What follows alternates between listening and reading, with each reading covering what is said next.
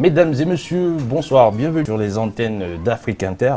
Au sommaire de cette édition, qualification pour la Coupe du Monde, le tirage au sort a été repoussé par les dirigeants de la CAF au Caire. Pour en parler avec nous, on aura des consultants qui vont nous amener à comprendre les raisons pour lesquelles la date du 22 janvier a été décidée en pleine Coupe d'Afrique des Nations au Cameroun. Ensuite, pour le second sujet, on va essayer de comprendre la position de la CAF pour une éventuelle Coupe du Monde tous les 2 ans. Et pour sortir de cette édition, au Cameroun, avec la Fédération camerounaise de football, la candidature, sans grande surprise, de Samuel Eto'o a été validée. Les dessous de cette élection, pour en parler, une fois de plus, nos chroniqueurs et nos consultants qui sont sur ce plateau pour présenter la première d'entre elles, consoeur, tout simplement Sarah Iskounen. Bonsoir et bienvenue. Merci, bonsoir à tous. Bienvenue dans cette édition de Sport Time sur les antennes d'Afrique Inter. Ravi de participer. Merci à vous. Ensuite, à ma gauche, avec un agent de joueur, Angloma. Angloma, bonsoir. Bonsoir. Bienvenue parmi nous une fois de plus. Merci. C'est une deuxième, hein? Ouais, c'est une deuxième. C'est une deuxième. Je suis très content de participer avec l'ensemble des panélistes. Ah oui, voilà. On est également ravis de vous avoir. Et pour la suite, à vos côtés toujours, Abdel Ahmed, un confrère. Abdel, bonsoir. Bonsoir. La grande forme. Très en forme, merci pour l'invitation. Il n'y a pas de quoi, on compte sur vos chroniques pour encore nous envoyer pas mal d'informations. On essaiera d'être bon. Très bien. Et pour terminer avec Thibaut Vézérian. Ouais. Thibaut, bonsoir. C'est pas facile. Ah non, c'est pas du tout facile. Rien n'est facile mais ce soir. Les mais noms, on sait ce que c'est. On va faire du mieux. Grand plaisir d'être avec vous ce soir. Très bien Thibaut.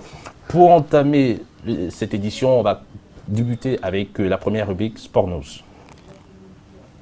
Alors, pour la rubrique Sport News, on va seulement faire le round-up de l'actualité sportive africaine avec quelques news autour éventuellement de ce sujet concernant la qualification de la Coupe du Monde. Quelles sont les raisons pour lesquelles, avec vous, Abdel, la CAF a décidé de repousser éventuellement ce tirage au sort qui était prévu au Caire aujourd'hui? Ouais, c'était prévu pour aujourd'hui. Malheureusement, ça a été décalé pour les raisons qu'on ne connaît pas, qu'on ignore. J'aurais aimé vous donner des informations, mais c'est pas le cas. Après, je pense que c'est une très mauvaise décision de leur part. Ça va arriver durant la Coupe d'Afrique et je pense que ça peut perturber certaines équipes qui potentiellement vont s'affronter et peuvent s'affronter lors des futurs barrages de la Coupe du Monde. Donc maintenant, voilà, je pense que quand tu es au courant en amont, ça peut te permettre de bien dissocier les deux compétitions. Là, tu vas être deux compétitions dans une pour moi. Et je pense que ce n'est pas un bon choix. Après, les raisons pour lesquelles n'ont pas été encore évoquées. Mais d'un point de vue personnel, je trouve que c'est assez contraignant et une très mauvaise décision de la part de la CAF.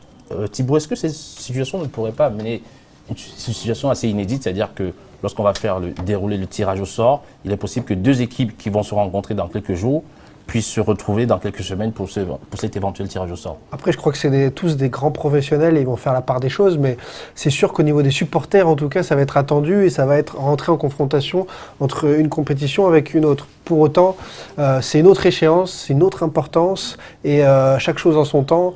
Les gars qui sont sur la CAN ne savent pas s'ils seront sur ces matchs-là, blessures, suspensions, etc. C'est vraiment un autre niveau, une autre vision à avoir et finalement un tirage au sort, les joueurs ils sont jamais présents, ils le voient sur les réseaux sociaux, ils le voient dans la presse dès que c'est fait. Donc j'espère qu'il n'y aura pas d'incidence sur le jeu en tout cas. En termes d'incident, avec vous, Angloma, quelles sont les équipes, vous êtes originaire du Cameroun, quelles sont les équipes au Cameroun qui font peur pour ce tirage au sort? Je pense que c'est l'Algérie qui est un jeu, l'Algérie et le Sénégal pour moi. Mais si il faut entrer dans le sujet, je pense que c'est le mystère qui est autour de ce report. Pourquoi on garde toujours le mystère? On ne donne pas les raisons tout de suite, du report. Et je pense que c'est un mépris à l'endroit des nations qui sont engagées dans cette compétition. Parce que si on doit reporter un tirage au sort, il faut avancer les raisons de ce report. Et je pense que, comme Thibaut disait, il n'y aura pas un impact sur la compétition parce que de toutes les façons, les poules de la CAN sont connues. Et même si on faisait le tirage au sort aujourd'hui, ça ne changera pas grand-chose. Mais dans votre raisonnement, est-ce qu'on n'a pas le sentiment qu'une fois de plus, avec vous, Sarah, que c'est l'Afrique qui se victimise encore, ne sachant pas? On prend les propos d'Angloma, où il donne le sentiment que pourquoi est-ce qu'on ne donne pas des explications par rapport à ces décisions? L'Afrique qui se victimise, je ne pense pas. Malheureusement, on sait que que l'Afrique est très souvent mise sur le second plan et on a des actualités qui nous confortent dans cette idée-là. Après, je rejoins mes collègues sur le fait qu'il y a beaucoup de mystères qui planent et que ce soit décalé, c'est un fait, mais on aimerait avoir les raisons, le pourquoi du comment, et pour même comprendre, en fait, finalement. Donc voilà, je suis entièrement d'accord avec eux. Alors, l'Algérie, le Cameroun, le Nigeria, le Ghana, la RD Congo, le Sénégal, le Maroc, la Tunisie, l'Égypte sont les 10 pays qualifiés à l'issue de la phase de poule de cette compétition. Alors, restons-en sur cette compétition, notamment celle qui a précédé cette qualification, notamment la Coupe d'Afrique. Au Cameroun, c'est la grande panique autour de la décision de la CAF qui considère que le stade qui va accueillir, du moins où va se dérouler la cérémonie d'ouverture, n'est pas entièrement prêt. Comment avez-vous reçu cette information? Est-ce que c'est un vent de panique? Est-ce qu'il est justifié ou pas? Avec vous, Abdel. C'est le stade Salomon Lembe dont on parle, qui est proche du palais du roi, c'est ça? Palais présidentiel. Palais présidentiel, si je me au cœur de la ville de Yaoundé, au Cameroun. On peut se statuer roi, même si on n'est que président, mais bon. Après, finalement, je trouve que c'est... Un message subliminal, on dirait ça comme ça. Ouais, on va dire ça. Je trouve que c'est une très très mauvaise nouvelle parce que il y a eu du temps en fait pour préparer cet événement. Il y a eu le Covid qui est passé par là, donc potentiellement un gain de temps supplémentaire. Après, voilà, le fait d'être menacé par la CAF, ça va pas faire avancer les choses plus que ça, parce qu'ils ont dit que au 30 novembre, en fait, si c'était pas prêt, le match d'ouverture allait être délocalisé. Donc, il reste 4 jours quand il y a cette annonce qui est faite. Donc, potentiellement, des solutions vont être prises. On parlait notamment du Maroc, peut-être, pour aller jouer ce match. Ouais, pour jouer ce match d'ouverture, même jouer cette CAN. Après, voilà, je pense qu'il y a des stades quand même qui sont prêts. C'est un événement qui a lieu dans un pays avec des infrastructures qui ne sont pas totalement finies, mais on peut jouer ce match au Cameroun, même si ce n'est pas dans le stade qui a été désigné en premier, mais c'est quand même encore une conséquence de ce qu'en Afrique, on n'arrive pas à rendre des choses dans les délais, alors qu'il y a eu du temps. Mais ce vent de panique qui s'installe, vous qui êtes originaire du Cameroun, Angloma, comment au Cameroun on vit cela? Que se passe-t-il exactement? Parce que je rappelle qu'il y a 2 ans, la CAF avait déjà appliqué un certain nombre de mesures par rapport à ces retards. 2 ans plus tard, toujours au niveau de l'Embe, il y a toujours ce même souci. Là, on parle éventuellement d'une date butoir du 30 novembre. Et on sait très bien qu'au 30 novembre, ce ne sera pas prêt. Que va-t-il se passer au Cameroun? Comment on vit cela? Est-ce que c'est la panique totale? Justement, je suis souvent gêné de parler de mon pays sur un plateau télé parce que certains me prennent pour un vous êtes gêné pourquoi? Parce que votre pays vous honore ou pas? Non, mais l'honnêteté m'oblige à dire des choses sur mon pays. Peut-être que ça peut changer les choses. Je suis très triste pour mon pays parce que ici, on parle seulement des infrastructures, on parle des stades. Or, il y a plusieurs choses, beaucoup de choses qui ne sont pas encore en place. Je sors du Cameroun, j'ai fait par exemple Douala-Bafoussam et je me pose la question de savoir comment les supporters des équipes qui vont jouer à Bafoussam vont faire pour partir de Douala jusqu'à Bafoussam. Il n'y a pas de route? Il n'y en a pas. Si on dit 15 000 supporters du Nigeria par exemple ou des pays qui sont logés dans la poule de Bafoussam, comment vont-ils faire pour faire le déplacement? Mais vous pensez que la CAF n'en avait pas conscience de cette situation? Je veux vous dire, la CAF, pour moi, j'ai toujours dit la CAF n'est pas sérieuse. Parce que si la CAF était vraiment sérieuse, on parle du stade Olembe aujourd'hui. Et je crois que les infrastructures devant accueillir la Coupe d'Afrique des Nations doivent être livrées au moins 8 mois avant le début de chaque compétition. Mais le Cameroun a-t-il fait le temps de faire des tests. Mais le Cameroun a-t-il fait les efforts ou pas? Les efforts nécessaires, parce qu'avant cette désignation, avant qu'on se retrouve dans cette situation, le Cameroun n'avait pas des infrastructures sportives modernes. Aujourd'hui, on est bien d'accord que c'est quand même le cas, même si Olympe n'est pas prêt. C'est concentré uniquement sur des stades, alors qu'il y a beaucoup d'autres choses. Donc on devait refaire le Cameroun pour la Coupe d'Afrique. C'est bien ça? Je pense. Très bien. Sarah, ça semble pas être d'accord pour cette analyse. Hein. Moi, je trouve que c'est invraisemblable. En fait, je trouve que c'est invraisemblable de voir qu'à un mois en fait, du début de la compétition, rien ne soit prêt. Donc avant même parler des infrastructures du Cameroun, faut quand même souligner les infrastructures des pays africains de manière générale. On a pu le voir, les stades sont dans des conditions mais déplorables, mais vraiment. Et je pense sincèrement que oui, effectivement, il y a un problème au niveau de la CAF. Il y a, alors Est-ce que c'est le cas du Cameroun actuellement? Est-ce que le Cameroun aujourd'hui peut quand même se prévaloir d'avoir des stades de foot ultra modernes? Oui ou non, selon vous? Parce qu'aujourd'hui, avec ce qu'on voit au Lembe, tout autre stade, quand même, le Cameroun peut se prévaloir de cela. Mais même si Angloma n'est pas d'accord, parce que lui, il pense que ça ne suffit pas, il faut d'autres infrastructures, ce type des routes, des infrastructures hôtelières également, et apparemment au Cameroun, on n'est pas encore là. Mais je le rejoins sur ça. C'est vrai que dès l'instant où un pays a un problème de développement, alors oui, on parle d'un stade là, mais c'est tout un pays qui est à revoir. Et c'est indéniable. Mais Thibaut, vous qui avez un regard avisé par rapport à ce genre d'actualité, est-ce que de mémoire, ce genre de situation, l'avez-vous déjà vécu, l'avez-vous déjà analysé sur d'autres plateaux? Moi, ça m'agace déjà profondément que ce soit mis sur la place publique comme ça de la part de la CAF en donnant une date butoir. Ça doit être réglé déjà en amont et c'est de la faute de la CAF avant tout.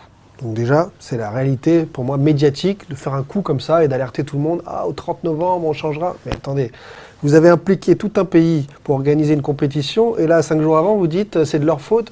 Non, non, tout le monde est dans le même sac. Donc ça, c'est la première chose. Ensuite, des compétitions qui sont en retard, hormis là, le Qatar qui fait déjà une Coupe d'Arabe des Nations un an avant et qui semble quasiment prêt pour la Coupe du Monde 2022. Sinon, on se souvient au Brésil, 2014, c'était une catastrophe. Les stades n'étaient pas prêts. Les pelouses étaient catastrophiques. Enfin, voilà, on est au Brésil. Le peuple du foot, en Russie, pareil, etc. Donc, je ne veux pas pointer du doigt le Cameroun, déjà parce que j'ai pas été sur place. Ouais. Donc, quand je vois, moi, le stade de l'MB de l'extérieur, je me dis, oh, magnifique. Ouais. Après, il y a sûrement des problèmes. Quand on me parle des routes et en effet, des alentours, et j'ai entendu parler de ça aussi, pas qu'aujourd'hui, je m'inquiète plus et je me dis, en effet, c'est bien beau le paquet cadeau, la vitrine, mais si à l'intérieur, dans le magasin, il n'y a plus rien, ça ne sert à rien. Donc ça, je suis inquiet là-dessus, mais la façon de faire en fait de la CAF m'embête, voilà, de le rendre public, parce qu'on a eu ces situations dans plein d'autres pays, sur plein d'autres situations. Et là, encore une fois, on sent que c'est aussi politique, une sorte de règlement de compte. Et moi, je pense qu'il n'y a pas à régler, il faut régler ses comptes en famille. Oui, mais la CAF se dédouane un petit peu de toute responsabilité finalement, et c'est gênant. La CAF ne peut pas se dédouaner, excusez-moi, la CAF ne peut pas se dédouaner. Si on voit déjà les conditions d'attribution de cette compétition, je pense que pour attribuer l'organisation d'une Coupe d'Afrique des Nations, il faut aller d'abord voir ce que le pays possède déjà d'abord comme infrastructure. Il est clair que la CAF savait que le Cameroun ne possédait rien. Voilà. Et maintenant, j'accuse, moi je dis la CAF n'est pas sérieuse et je me justifie parce que déjà en 2019, il y a un retrait de la Coupe d'Afrique, de l'organisation de la Coupe d'Afrique des Nations au Cameroun et il y a violation des tests parce que l'article 92 dans son ensemble est très clair. Si on retire l'organisation d'une Coupe d'Afrique des Nations à un pays, ce pays doit être suspendu pour les 2 prochaines éditions. Est-ce que ça a été fait? La réponse est non. Mais apparemment, la CAF prétend... Les responsabilités de la CAF sont engagées. À ce moment-là, vous voyez, de 2019, on dit...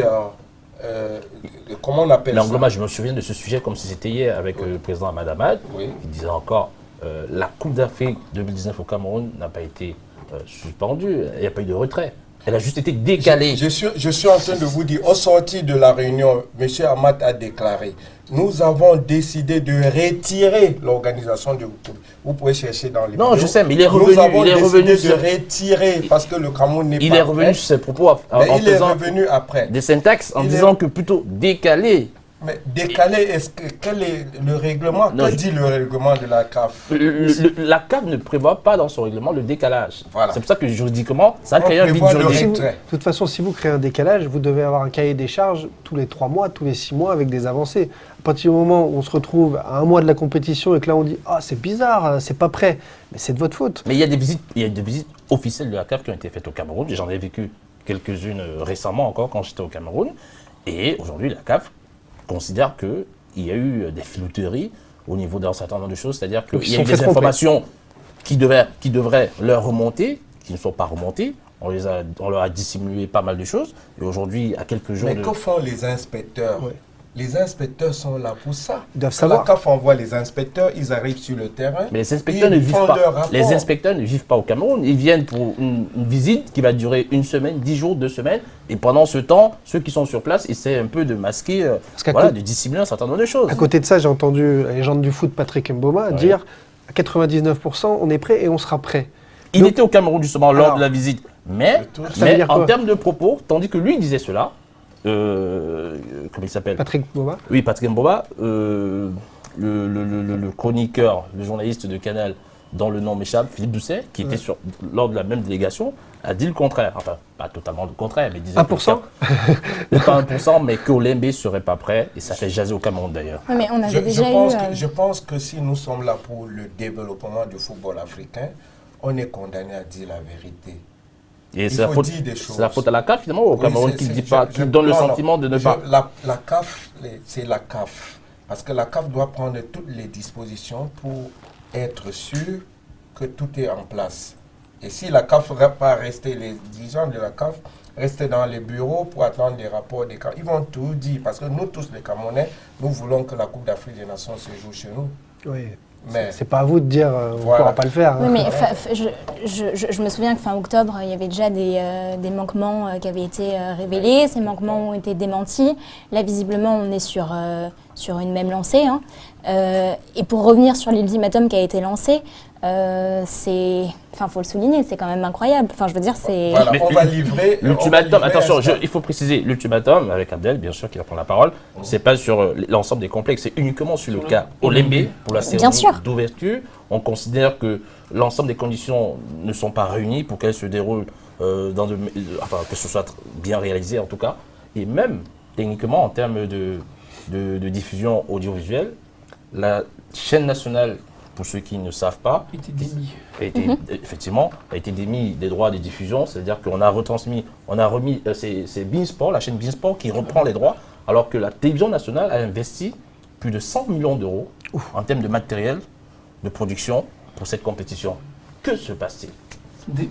Par rapport déjà à toute la compétition globale, on en parlait, c'est une question de logistique, c'est pas seulement le terrain avec les routes, avec les hôtels. Après, concernant la diffusion dont tu viens de parler, c'est vrai que c'est dommage parce qu'il faut quand même que la chaîne nationale du pays qui accueille la CAN ait quand même les droits principaux sur la compétition. On ne sait pas vraiment où se mettre. Après, concernant la CAF et le Cameroun, c'est vraiment un... Mais est-ce que la chaîne en question, notamment la CRTV, on ne veut pas la citer, bon, de mémoire, elle n'a pas d'expérience pour ce genre de compétition, parce que ça va être quand même l'intérêt sur l'ensemble du continent. Il y a des moyens qui ont été mis, tu as parlé de 100 millions d'euros. À partir du moment où tu mets 100 millions d'euros, enfin que tu investis 100 millions d'euros, c'est que potentiellement, en amont, tu as vu, tu as regardé, tu as testé et que tu te sens capable de diffuser cet événement qui est mondial. Donc je pense que... Ça, je me permets, ça veut rien dire. Ouais, mais on a vu ça dans le foot français. Oui, mais avec les droits du foot français. C'est vrai, mais je pense qu'au Cameroun, qui est un pays de football, ils ont gagné la CAN, là, il y a l'avant-dernière CAN. Ils ont envie aussi de faire vivre au peuple quelque chose qui est à l'intérieur du pays. Et je pense que quand tu mets 100 millions d'euros, c'est vrai que ça veut rien dire, c'est que des chiffres, mais je pense que potentiellement, même si tu n'as pas envie d'être en lien avec la CAF, là c'est directement en interne, donc tu sais dans ce quoi tu investis, et je pense que le fait d'avoir cédé ça à Bein, entre guillemets, c'est assez désolant comme décision. Enfin, c'est une décision qui était désolante, mais pour en parler, Thibaut, est-ce que c'était pas le meilleur choix finalement? Parce que Bein, ok d'accord, il se retrouve là dans ces conditions-là. Mais en termes de retransmission de qualité, est-ce que pour nous, ou du moins pour les téléspectateurs, c'était pas le meilleur choix finalement? Parce que la CRTV, je suis désolé, n'a aucune expérience dans ce sens. C'est surtout aussi, je ne vais pas juger le travail journalistique puisque je ne connais pas les professionnels là-bas, mais je vais surtout juger l'aura de Bein qui va permettre à la CAN, d'une façon ou d'une autre, d'avoir un rayonnement un peu plus international dans tous les cas. Et en effet, peut-être de ramener une lumière sur la compétition. Beaucoup Donc plus d'attrait. je pense que la CAF pense à ça. Moi, ce qui m'attriste, encore une fois, et ça montre la cacophonie, c'est qu'on change en cours de route. Donc dès le départ, mettez Bein et prenez des décisions fortes, quitte à vexer certains. Mais là, ce changement en cours de route, en effet, les 100 millions investis, là, il y a un problème. Là, il y a un Qui nouveau- aurait pu être utilisé pour la fin du stade olympique. Je pense que là aussi, il y a un mystère, parce qu'on ne Oui. nous donne pas les raisons. Je pense que pour retransmettre ces genres de compétition, Est-ce que il toute faut vérité est payer bonne- les est-ce droits. que toute vérité est bonne à dire aussi? Ouais, il faut payer les droits. Est-ce que la CRTV avait la possibilité de payer les droits? Parce que tout ça, c'est commercial. Donc peut-être Bein, mais je pense que c'est un peu méchant. On En aurait tant que dû pays laisser organisateur, la naturellement, CRTV. la chaîne nationale Oui. lui revient les droits en tant que pays organisateur. Et ça fait partie Je pense pas automatique. du, hein. du Pas automatique. automatique. Procédé. On peut dire, bon voilà, la chaîne nationale peut retransmettre certains matchs, comme TF1 fait souvent Avec, ici. Il faut trouver un compromis, Voilà, il normalement, faut à la trouver un limite. compromis. Ouais. Mais c'est pas automatique, il faut les droits. Parce que le foot, c'est aussi, Ça appartient. il y a aussi le côté commercial qui entre en On jeu. parle surtout dans ce cas de l'exclusivité de la production du signal TV. On ne parle pas des droits en tant que tel. Les droits, c'est une chose. L'exclusivité de la production du signal TV, c'est tout autre exercice. Et c'est de ça qu'il s'agit. Et Beansport est quand même, je ne me fais pas avocat de Beansport ou de notre média, est quand même réputé pour être un média crédible. Surtout que quelques détracteurs en interne au Cameroun disent que bon, la CRTV, notamment des ralentis, c'est pas ce qu'ils savent faire de mieux. Hein. Mais c'est sûr que, comme le disait très bien Thibaut, quand on a Bein Sports, au niveau de la médiatisation et du rayonnement international, forcément que ça a plus de poids qu'un média local. Mais il le soulignait très bien aussi, c'est ce changement en cours de route. Et ça prouve encore une fois de plus qu'il y a une désorganisation complète et c'est vraiment problématique. Si on fait du rétropédalage, est-ce que ce changement n'est pas lié au fait que, souvenons-nous, les dirigeants actuels ne sont pas ceux qui ont instruit, qui ont été présents lorsque le Cameroun a été désigné comme pays hôte de cette compétition. Il y a eu un changement récent, le départ d'Ahmad Ahmad, un certain nombre de personnes qui ont sauté. Il y a actuellement la FIFA qui est en plein dedans au sein de la CAF. Il y a des mains mises, des mains noires, tout ce que vous voulez à l'intérieur.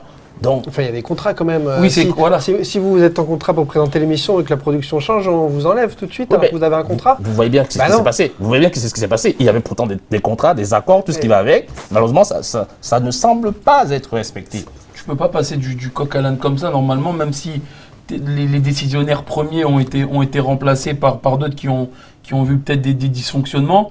Il y a des choses qui sont signées, qui sont mises en avant. Quand bien même la CAF ne dit pas tout ou autre, à un moment donné, il y a des choses qui vont finir par se savoir, même si la CAF cache pas mal de choses. Mais quand même, tu peux pas changer même que ce soit 1 mois ou à 8 mois de la compétition. Pour moi, il a dû se passer quelque chose qu'on ne sait pas, mais comme c'est dit, il y a des contrats, il y a des clauses qui sont mises en avant, et tu peux pas changer d'un coup comme ça, donc c'est incompréhensible. Moi, je pense qu'il n'y a rien de normal à la CAF. Rien du tout. Mais Vous êtes un mais anti-CAF. écoutez, Non, Ça, c'est pas l'anti-CAF. Ça, je ne savais pas ça de vous. Moi, hein. moi, je Comment on va pense, faire pour je aller- pense- je comment on va découvre ça faire sur pour le aller plateau. à la CAN? je pense que nous sommes en 2021. Et tous ces dirigeants-là vont partout ailleurs. Ils voient comment ça se passe ailleurs. Est-ce qu'il y a de la place pour faire mieux en Afrique? La réponse est oui. Pourquoi on ne fait pas? Regarde, on parle tout à l'heure du stade d'Olembe. Est-ce que c'est sérieux de livrer un stade à moins d'1 mois d'une compétition comme la CAN et de faire rentrer 60 000 supporters, 60 000 personnes dans un stade livré à peine 1 mois, un stade préfabriqué, fait à la hâte? Mais est-ce que la CAF est sérieuse? Monsieur Angloma, je vous en prie, soyons sérieux également dans ce qui est dit. Est-ce que c'était de la responsabilité de la CAF, cette rencontre qui s'est déroulée? C'est pas la CAF qui a désigné ce stade pour que la rencontre se déroule. C'est quand même les autorités camerounaises. Non, je suis en train de dire, je parle du début du match d'ouverture, par exemple. Oui. on est en train de dire le stade va être livré Mais la dans date, quelques jours. Le lieu d'ouverture pour cette cérémonie d'ouverture est connu depuis plusieurs années. Oui. Donc maintenant on arrive à échéance. Donc Oui, la mais- CAF est en droit de demander que, ok, par rapport à l'échéance qui est dans quelques jours, où en sommes-nous? Oui, mais est-ce mais que la ça- CAF devait encore être là à demander en moins d'un mois, on ne doit plus normalement faire entrer 60 000 personnes dans un stade qui n'est pas encore livré. On n'a pas fait de tests. On ne sait pas si tout est en place. Il faut faire très attention. La CAF a quand même des responsabilités à prendre, enfin, Oui. que les choses soient claires. Enfin, oui, là, à un mois de la compétition, on voit que rien n'est prêt, mais c'est... Rien n'est prêt. c'est On des- ne devait pas encore dire, voilà, est-ce qu'on va maintenir, est-ce qu'on va Rappelons pas qu'on parle maintenir. juste de l'Olembe. Sinon, Oui, les bien autres sûr. complexes sont, sont dans des états plutôt très corrects. Olembe, qui a juste un problème sur quelques points assez importants d'ailleurs. Oui, je vous en prie, Sarah. Donc oui, donc c'était du devoir de la CAF de voir que les choses ne sont pas prêtes et de prendre des responsabilités et prendre des décisions bien avant. Là, encore une fois, c'est invraisemblable. Non, parce que je me suis permis de le souligner. Thibaut ne semble pas être d'accord avec un sourire. Peut-être narquois, je ne sais pas pourquoi. Thibaut, au Cameroun, les deux stades de la province du littoral sont prêts. À Gamoudé, ils sont prêts. À Bafoussam, à Limbé, le seul stade, Amadou Ahidjo, parce qu'à Yaoundé, il y a deux stades, Amadou Ahidjo et Olembe. Amadou Ahidjo est ultra prêt. Le seul problème, c'est Olembe. Et c'est un stade stratégique parce que derrière, c'est un stade qui était censé avoir le naming, un certain naming, notamment celui du chef de l'État. Mais au dernier moment, ça n'a pas été décidé. Mais c'est un stade qui représente énormément pour le politique. Et voir que pour le politique, qui est très introduit dans le football camerounais, ça ne va pas se faire comme prévu, comme pensé, c'est un désastre. Mais un désastre national, c'est un désastre qui semble être politique. Et c'est d'ailleurs pour ça que le président a chargé son numéro 2, notamment le SG, la présidence du Cameroun, de se rendre immédiatement, il y est depuis hier, notamment aujourd'hui. Il a été présent lors de la rencontre aujourd'hui, notamment le sommet qui s'est tenu au Caire avec l'ensemble des personnalités de la CAF, notamment M. Ngongor, pour essayer de négocier avec la CAF autour de ce sujet. Qu'en pensez-vous de la présence du SG du Cameroun Bah, au Caire? Forcément, ça montre que le sujet est d'importance, de la plus haute importance, et qu'il faut régler le problème. Moi, j'arrive pas à croire qu'on ait des instances camerounaises qui nous garantissent qu'il y aura bien un match d'ouverture au stade et que ça se passera comme il faut, et que d'un autre côté, on ait l'avis complètement opposé de la CAF qui nous dit « Eh ben non, c'est impossible que le premier match se passe là-bas parce que ce ne sera pas prêt ». Donc, au milieu de tout ça, je suis perdu. C'est ça la réalité. Et quand vous me dites il y a des vrais problèmes, alors quels sont les vrais problèmes de ce stade qui pour vous ne seront pas réglés le jour J? J'ai envie de les croire, moi j'ai envie de me dire, eh ben, ce sera prêt. Et moi j'ai été à la CAN en Afrique du Sud en 2013. Il y avait eu aussi un petit peu des semaines, des mois avant, moins grave, des petites tensions là-dessus.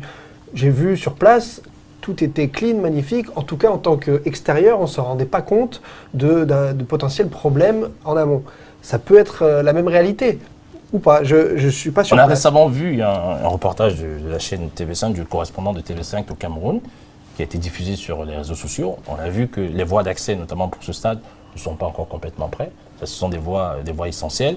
On a vu Si aussi c'est de la peinture, ça va, mais si non, c'est... c'est pas que de la peinture, malheureusement. C'est pas que de la peinture, c'est beaucoup plus que ça. Donc c'est une situation qui semble assez critique, qui justifie cette colère, ce désarroi, cette incompréhension, cette aberration de la part de toutes les personnes qui évoquent carrément ce sujet, Abdel. Finalement, comme ça a été dit par Thibaut tout à l'heure, c'est monnaie courante de parler d'infrastructures qui ne sont pas prêtes à quelques semaines ou quelques mois d'une grande compétition. Alors après, oui, c'est pas la meilleure manière de mettre la pression ou de le mettre d'en parler en public, mais je pense que voilà, c'est un certain moyen, entre guillemets, et je mets bien des guillemets de pression. Et honnêtement, je pense que même avec tout ce qu'on dit sur le Cameroun, je pense que finalement, ça sera prêt et sûrement au stade de Salomon Lembe comme ça a été indiqué. Mais voilà, c'est des manières de faire. C'est peut-être pas la meilleure, mais c'est monnaie courante. Donc je suis pas choqué en fait qu'on dise que ça sorte en fait dans la presse et sur la place publique. Très bien. On continue avec le second sujet de cette émission, avec la position de la CAF qui dit oui à la Super League et au Mondial éventuellement tous les 2 ans. Tandis qu'en Europe, on sait très bien que sont positionnés, ils ne sont pas d'accord avec cette volonté notamment du président actuel de la FIFA de croire de penser à une Coupe du Monde tous les 2 ans? Coupe du Monde tous les 2 ans, a-t-elle un sens, finalement? Économiquement parlant, oui. Ah, voilà. Mais Bien parlé. sportivement, est-ce que, avec toutes les compétitions auxquelles sont confrontés les footballeurs, est-ce que Ça m'en fout. C'est se moquer des supporters surtout. Oui. Pour qui on joue au foot? Pour les enfants? Pour les gens dans les stades qui mettent l'ambiance? Sans stade, on l'a vu pendant le Covid, il n'y a pas de foot, c'est nul. Et bien voilà, c'est eux la base. Faire rêver les enfants, et pour les stades qui vivent aussi ces émotions là, qui nous prennent, nous tous, là, on aime le foot. Mais il n'y a pas ça. Est-ce que les vainqueurs auront même le temps de savourer la Coupe du Monde? À peine ils l'ont reçu. Non, c'est La trop deuxième rapide, année, trop rapide. il la remet déjà sur le plancher. Trop rapide. Et Je surtout pense. quand on voit des compétitions, en fait ça demande à supprimer des compétitions peut-être comme la CAN ou peut-être comme l'Euro ou quoi. Donc je pense que Il y a plein de compétitions qui se superposent, effectivement. chaque compétition a son importance, chacun la vit différemment, et le fait de mettre une seule compétition, même si on sait qu'ils veulent agrandir le nombre d'équipes, Ouais. je pense que pour moi, je comprends pas pourquoi l'Afrique est favorable. Juste le fait qu'il y ait 4 équipes en plus qui vont être qualifiées en Afrique, ça leur donne la possibilité depuis tout ce temps de dire non en fait, et de résister un peu à l'Europe, à l'UEFA et à la FIFA qui prennent des décisions qui sont pas en accord avec l'Afrique souvent. Mais Thibaut, est-ce que l'Afrique, dans ce cas, n'est pas en train de faire du panurgisme, le fameux berger électoral que la FIFA a à sa disposition, prête à dire oui pour tout et n'importe quoi? Quand on t'écoute, en effet, on a l'impression que c'est ça. On a l'impression que c'est électoraliste. On a l'impression que c'est à nouveau l'Afrique qui se met un peu à genoux devant la FIFA. Et on a l'impression que, au contraire, ils pourraient montrer qu'ils ont leur mot à dire, qu'ils sont avec le peuple du foot, les supporters, et qu'ils ont une voix à porter. Eh bien non. Là, on se rend compte, cette Coupe du Monde, quand même, ils ont sorti des sondages bidons pour annoncer que les supporters aimaient ça. Ils sont en train d'essayer de manipuler l'opinion oui. pour faire croire que. Mais c'est quelque chose où presque on se dit que les supporters de foot vont devoir aller manifester dans la rue, tellement ça devient fou. Et vous vous rendez compte, une année avec Euro, l'année d'après Coupe du Monde, l'année d'après, on se retrouve à nouveau avec une Coupe du Monde, puisque c'est tous les 2 ans. Après, donc, Surtout que toutes les compétitions sont arrimées sur la Coupe du Monde. Bien sûr. Donc il va falloir reprendre tout cela à zéro. Un nouveau calendrier. Oui, Sarah. En fait, ce qui est très paradoxal, c'est quand Arsène Wenger justifie en fait cette Coupe du Monde tous les 2 ans par le fait que les supporters soient fervents et demandent des compétitions de manière récurrente, voilà, parce qu'on le demanderait. Mais non, justement, en fait, la beauté de ce genre de compétition, c'est la rareté. Donc une Coupe du Monde tous les 2 ans, ça perd tout son sens, ça dénature complètement ce qu'est la Coupe du Monde, ça n'a plus de valeur. Enfin, c'est... Juste, je précise aussi, puisque je côtoie ou je travaille avec différents médias, et les patrons de chaînes, notamment en France, me l'ont dit déjà clairement, on n'a pas envie de plus de foot. Parce que déjà, il y a trop de foot.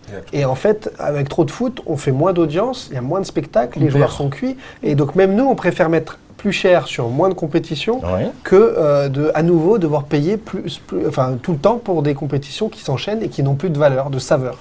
Et aussi, si je peux me permettre, Bien donc sûr. là on parle de notre côté, la vision des supporters, mais il faut quand même souligner, faut quand même se mettre à la place des joueurs qui vont enchaîner. Alors là, on le voit avec une Coupe du Monde tous les 4 ans, mais le départ en sélection, il y a toujours des joueurs qui reviennent blessés en club.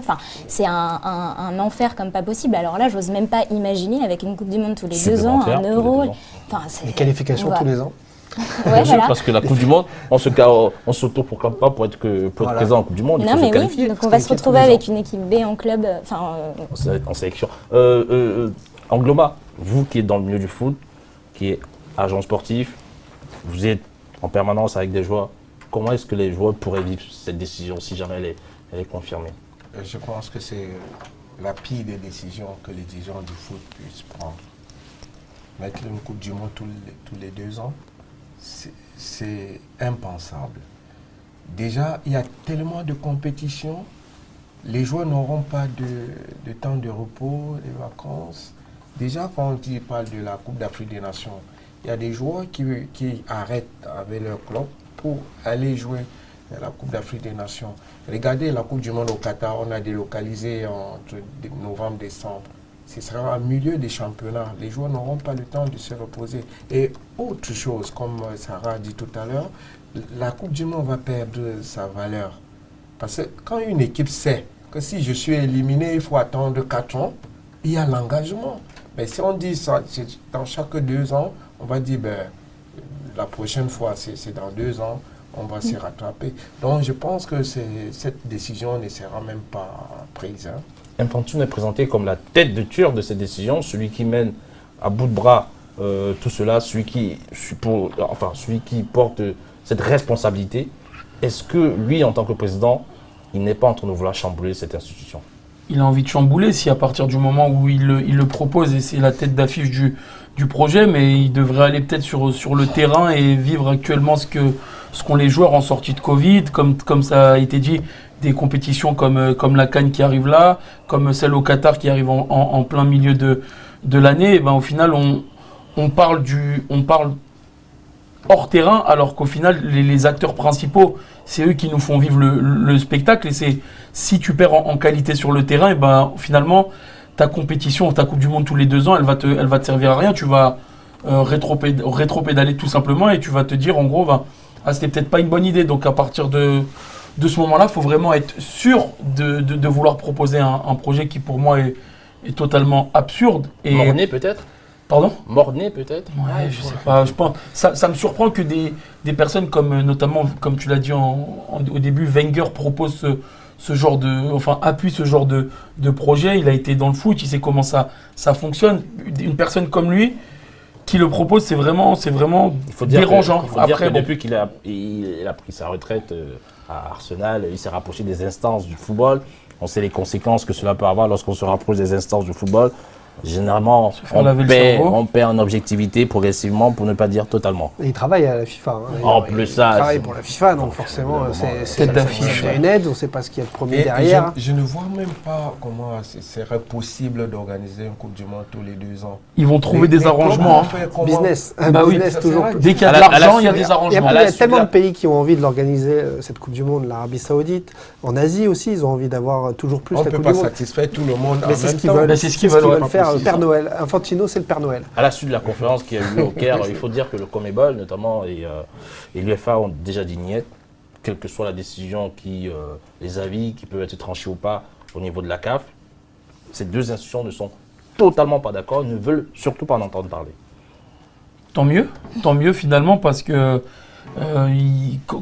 quand tu es droit et qu'en final, tu sais ce qui se passe, et comme on le dit, la rareté, c'est le mot, je pense, principal sur cette décision.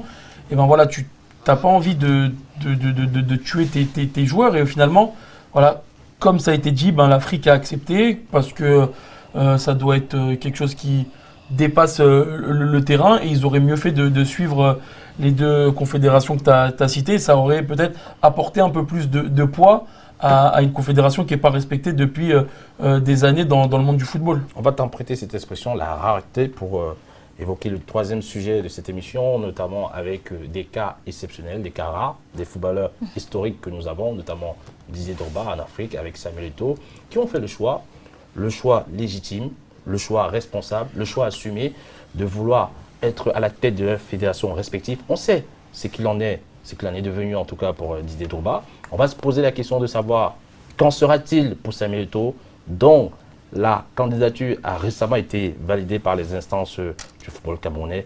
Quels sont les risques auxquels s'affronte Samuel Eto'o? Comment se déroule cette élection? Une fois de plus pour en parler, le cœur de cette émission avec l'ensemble des panélistes et des consultants présents. Avec vous, Thibaut, le cas Samuel Eto'o au Cameroun, la candidature a été validée. Est-ce une chance pour le football camerounais?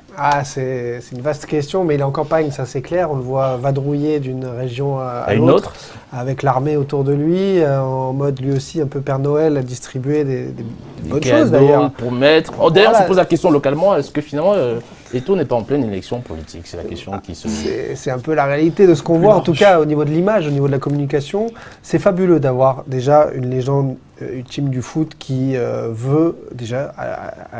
il pourrait être tranquille chez lui, encaisser ses loyers, son argent, il est rentier. C'est rente. Voilà, c'est rente, il est rentier pour plusieurs générations et tant mieux, c'est grâce à son talent, son travail.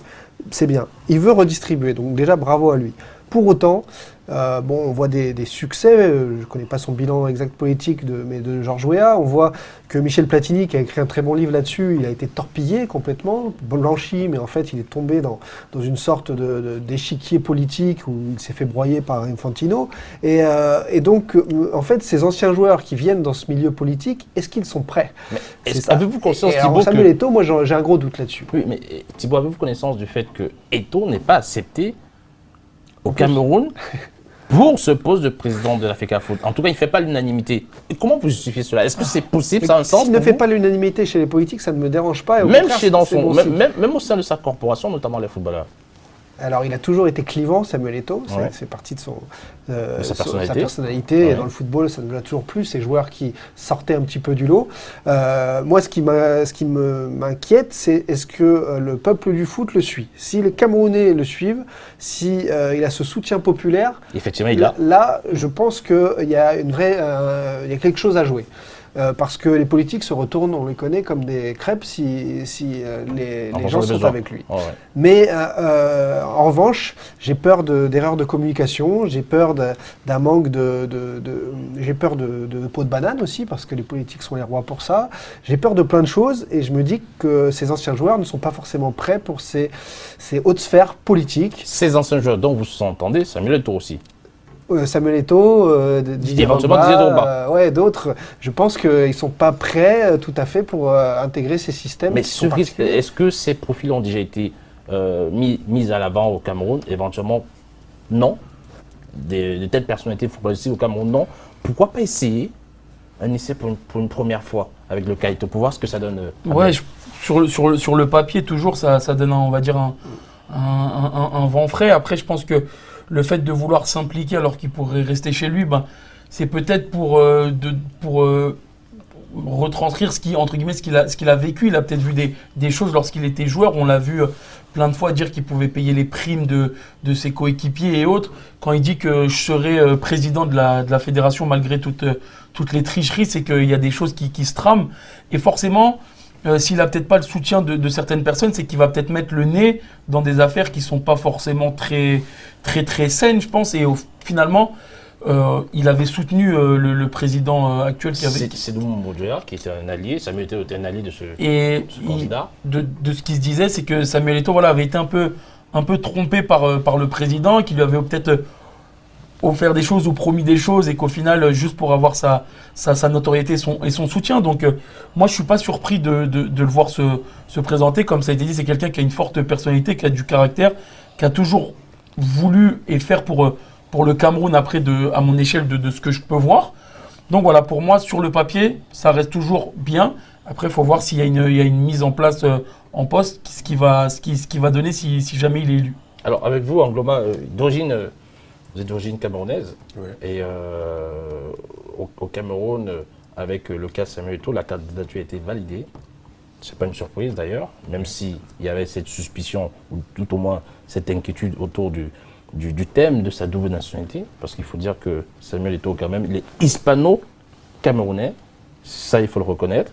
Et malgré cela, les instances d'éthique de la Fédération camerounaise ont jugé que sa candidature était tout à fait légitime et normale.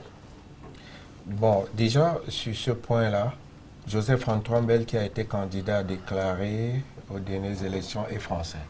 Franco-camerounais. Et il est franco-camerounais, donc il n'y a même pas de débat là-dessus. Il vous écoute et vous en reparlera avec lui. Oui, il n'y a pas de débat là-dessus. Je suis très gêné lorsqu'on dit que Samuel Eto'o, les gens ont peur. De quoi a-t-on peur? On dit il ne fait pas l'unanimité parce qu'on montre une image de lui. Même le Christ ne faisait pas l'unanimité. C'est quelqu'un que j'ai côtoyé pendant longtemps. Oui.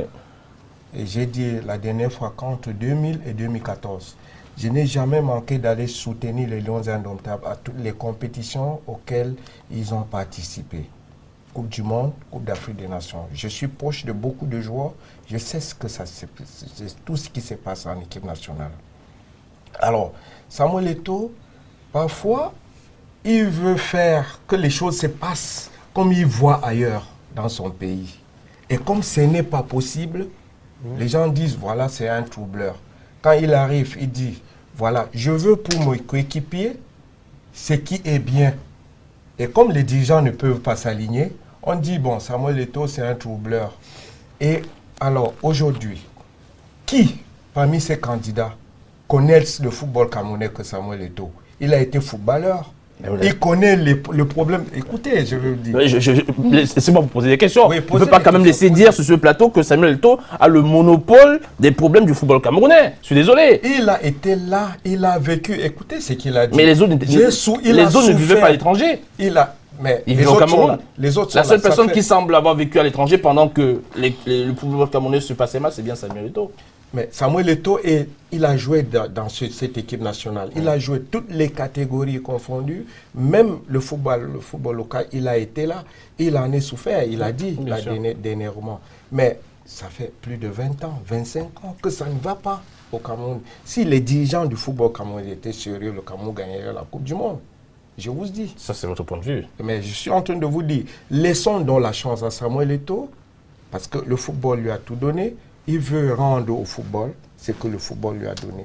Donc, laissez-le gérer le football camerounais, parce qu'on est fatigué des mêmes problèmes tout le temps. Samuel Eto'o, pour moi, c'est la personne indiquée pour diriger la fédération. Dans son récent projet de campagne, il a présenté d'ailleurs devant l'Assemblée de personnes dans la ville de Douala au Cameroun, il a évoqué un aspect que je vais évoquer ici avec vous les journalistes, peut-être vous n'êtes pas au courant. Il a promis que Samuel Eto'o, président, il mettrait à disposition de l'association des journalistes sportifs au Cameroun un budget annuel de 30 millions de francs CFA pour, soi-disant, former les journalistes.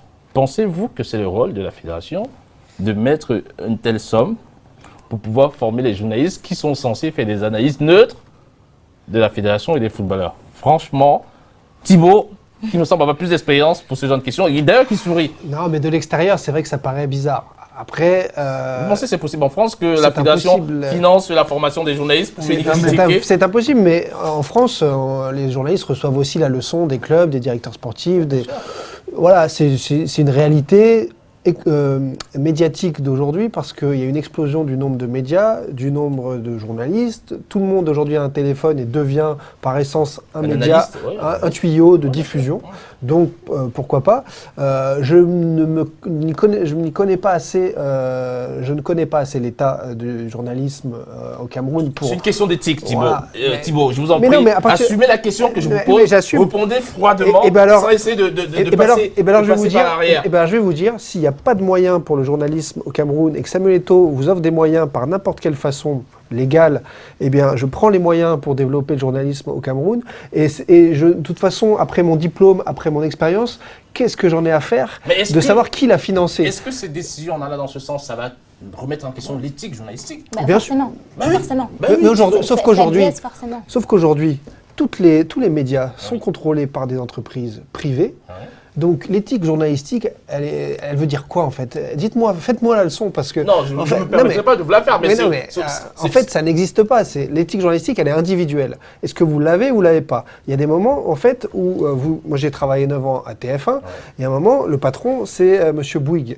Bouygues, voilà, eh bien ça veut dire que le journaliste de TF1 ne va pas s'attaquer au box Bouygues Télécom. C'est une réalité, mais c'est normal, c'est comme ça. C'est une entreprise privée, commerciale. Chacun fait de l'argent. Donc la réalité, elle est pour moi la même partout. Et donc, si la fédération de foot camerounaise a l'argent pour financer des études, pour financer des formations aux journalistes, à eux d'avoir l'éthique individuelle pour profiter de l'argent d'un côté, pour se former, mais après, vous faites votre travail. On va y revenir. Mais c'est une question très compliquée d'époque, qui est globale. C'est pas un jugement. Et qui a à revoir par rapport aussi au contexte dans lequel ces journalistes-là se trouvent. Voilà, ça a votre avis à vous? Moi, je trouve que le mot normal, enfin l'adjectif normal n'est pas bon. C'est juste que maintenant, c'est banalisé. Effectivement, on ne va pas s'attaquer au patron d'une chaîne ou à un détenteur. Oui, effectivement. Maintenant, il est évident que la profession et l'éthique journalistique va forcément être biaisée corrompu, avec des guillemets, si je puis dire, parce qu'on ne va pas s'attaquer, Mais tu vois, d'une manière ou d'une autre. Sarah Seri, on se poserait la question, pourquoi est-ce que Samuel Eto'o, dans son projet, ne pense pas à faire une formation pour les arbitres aussi pendant qu'on y est? Il le faut, là, au niveau de la fédération. Ah bah, Ah ouais? Non mais c'est autant de questions, monsieur Angloma, Oui, qui interroge sur le projet. Je sais pas pourquoi On semble comprendre voit que... toujours le mauvais côté sur C'est les pas un mauvais côté, actions. c'est une analyse, c'est une question. Oui, oui. Et est-ce que les On ne peut pas journalistes... poser des questions Oui, que lorsque nous arrange, monsieur Angloma. La question, c'est est-ce que les journalistes sportifs ont besoin de ces formations? La réponse est oui. Alors, si ceux qui sont chargés de leur offrir ces formations ne le font pas, Oui.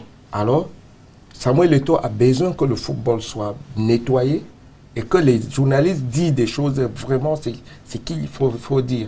Alors, il est obligé d'offrir ces formations aux Oui, mais vous journalistes. pensez sincèrement que les journalistes qui bénéficieront de cette aide pourront, d'une manière ou d'une autre, critiquer Samuel Eto'o ou... Non, ça n'arrivera pas. Oui, non, c'est Parce qu'il y quelqu'un aura qui une c'est reconnaissance quelqu'un qui aime les derrière. critiques. C'est quelqu'un qui aime les critiques. Ah oui? Je veux vous dire.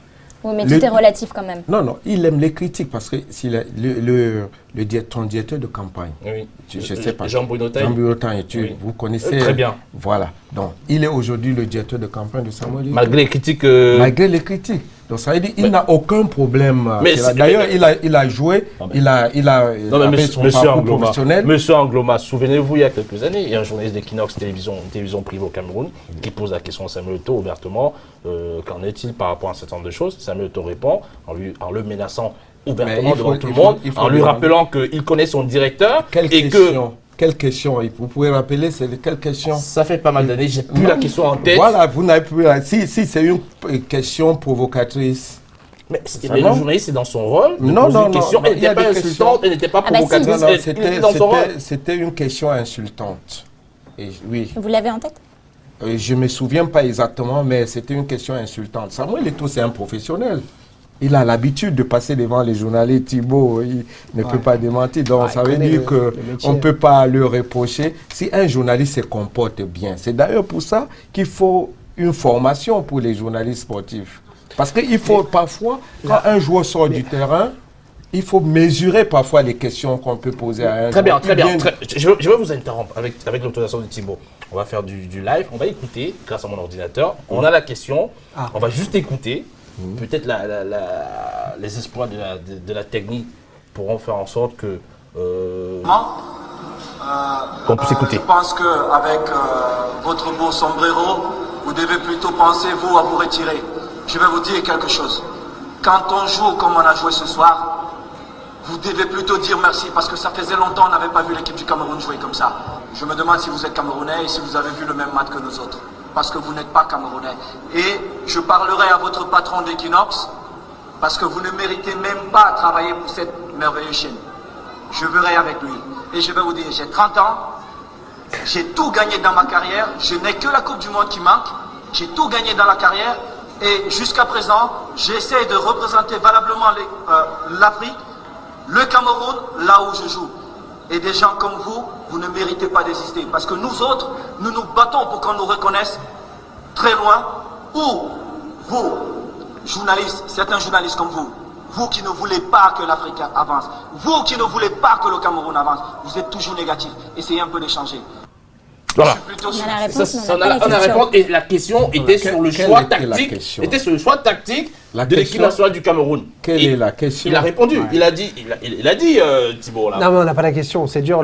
Juste le ton, Si le on regard. avait la c'est question, dur. je Ça vous y est, dis, ça y c'était est, une ça y est. question. Mais après, provocatrice. après, on sent l'énervement. Il y a Oui. des mots qui dépassent sa pensée. Bon, après, on c'est n'a pas le droit de- excusé. Ça, Et c'est puis- du passé, et puis, c'est il y a- excusé. il y a 10 ans. Il était jeune. Et Il y a faut- 10 ans. Et puis, il faut remettre Attention. un contexte de C'est match. juste pour rappeler à notre ami Jocelyn Angloma, qui a quand même une proximité avec Samuel Eto'o, que Samuel Eto'o n'est pas parfait. Non, Ça, je c'est vous vrai. dis- Vous n'êtes il est- peut-être pas très objectif. Je vous dis, je vais Et vous que dire. Angloma aurait vais vous peut-être un dire. peu perdu. La On va vraie laisser solution- les téléspectateurs apprécier l'objectivité de notre consultant Angloma dans le cadre de Samuel Eto'o.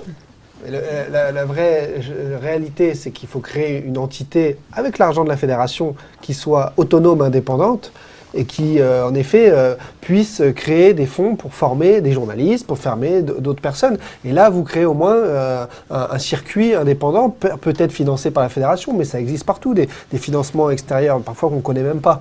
Mais si en effet il y a un lien de subordination, de hiérarchie, fédération, journaliste, il y aura un problème. Ça, c'est une réalité, bien sûr. Oui, Abdel, elle veut dire quelque chose avant Non, de clore cette émission. Samuel Eto'o, il n'est pas encore élu, même s'il a des bonnes idées. Après, il n'est pas éternel non plus. Si jamais il arrive à ce poste-là, il peut se planter, mais il va pas. Après, il peut ne pas être réélu et là, on va dire que une formation de journaliste ou quoi financée peut être bénéfique. Il va pas tout contrôler dans le pays si ça arrive. Donc voilà, je vais être du côté un peu d'Angloma, je vais voir le positif, même si ça peut paraître bizarre sur le fond, certes, mais on va dire que voilà, quand il y a des réponses comme ça, il se dit peut-être que ça manque de professionnels dans son pays pour parler du pays. Voilà. C'est que je disais tout à l'heure, Samuel Eto'o est habitué au football vraiment, vraiment professionnel. Il connaît comment les journalistes se comportent en Europe. Il a le souci que ça se passe comme ça chez lui.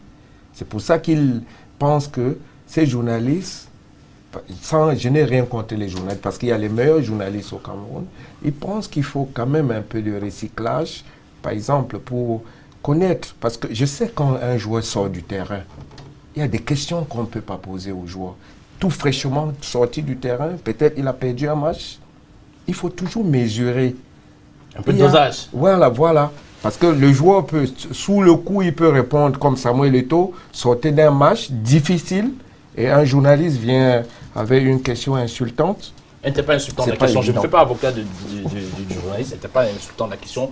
Mais néanmoins, il faut dire que Samuel Eto'o, aujourd'hui, il a eu son passé, il a eu ses déboires, il a mûri de cela, il a grandi de cela pour être l'homme aujourd'hui qui prétend vouloir diriger le football camerounais. C'est tout à son honneur. D'ailleurs, la qualité de sa campagne est quand même appréciée et appréciable. Certains diront qu'elle est extraordinaire. Surtout son programme. Son programme, effectivement, on ne s'attendait pas à ça, que pour une simple élection à la Fédération camerounaise de football, on puisse en arriver là. Samuel Eto'o est en train de donner de la hauteur à cette élection, et notamment à son envie de pouvoir enfin être à la tête de cette fédération.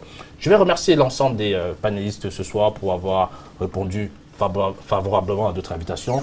Le premier d'entre eux, Thibaut Vézérian, merci d'être venu. Merci. Ensuite, Sarah Eskounen, Sarah, merci. Merci à vous. Par la suite, Angloma Njoya, merci. Merci. Et pour terminer, Abdel Ahmed, merci également d'être passé sur notre plateau. Merci à vous. Un petit coucou à l'ensemble de l'équipe technique présente. Moi, c'était DJ Scarboudon sur les antennes d'Afrique Inter. Merci, à très bientôt.